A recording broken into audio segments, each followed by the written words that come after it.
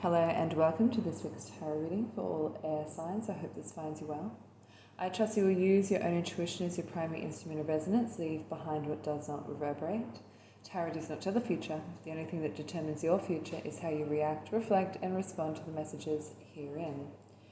This week I decided to use the runes to bring some messages forward for the collective, and for you this week I have the rune Isa.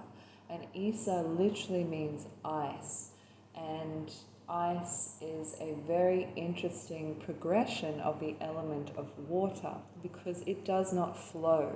There is a stillness of the ice, and I personally really love the winter, and I love the snow, and I love the ice. And the reason for me liking these elements so much is that they do have that stillness, that quietness, and they absorb the vibrational energy around. If you stand out in the middle of a snowstorm, or you stand out in the wilderness when snow is just merely falling, there is this dampened kind of feeling to the vibrations in the air, the static in the air, and everything, just kind of gets a little bit dampened, and there is this immense focus that comes in. And Isa represents the control, the contraction, the stasis, and it also obviously represents the cold.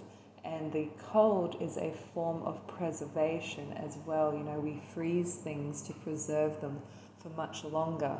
So this is a very interesting rune, and I really do see this reflected in the tarot in front of me with the Knight of Cups, the Gold card, the Magician, the Page of Pentacles, the Four of Wands, and the Six of Cups. And I just see this immense control of the Knight of Cups moving towards this Magician.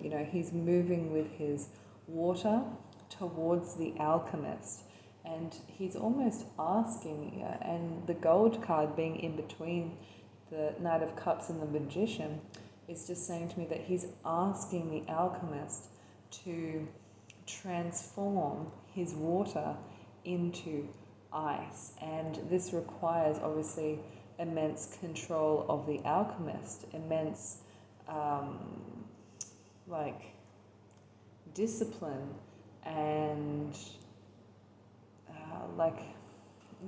to understand the elements and to understand what is needed to change this element from a liquid to a solid. And I feel as though this transformation of the water element, the emotion, the intuition from liquid to ice brings about the ability to obtain wealth here with the Page of Pentacles, to really solidify one's emotional control so that one can prosper in other aspects of one's life.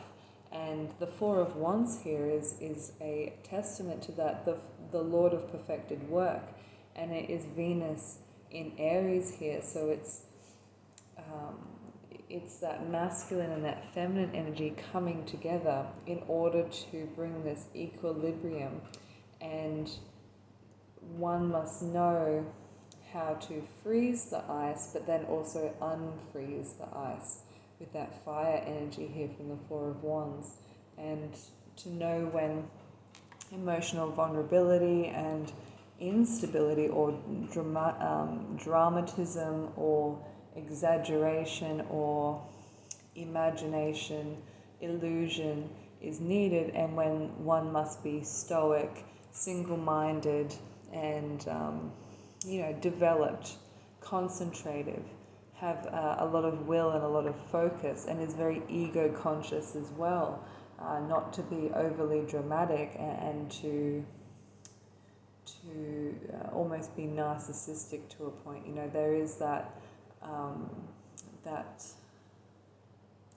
control of your image that is needed here. And the Six of Cups, being the Lord of pleasure, really says that when you get a hold of this particular area of your life, your emotions, more specifically, you will find pleasure in a lot of other things. You know, if your emotions are running rampant and making you believe things that aren't true, or feeling things that aren't true, or projecting onto others, you know, that can make your life a real misery.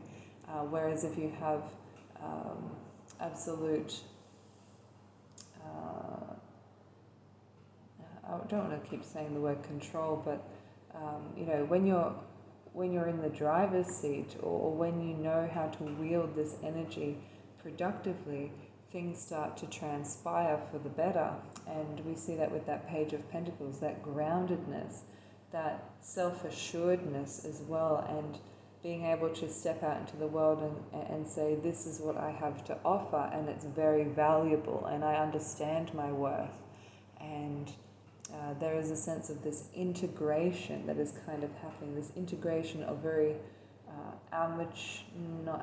juvenile emotions into more matured emotions, and a more matured you. So that's what I'm seeing for you this week. I hope that you enjoyed your reading. Thank you for listening. Bye.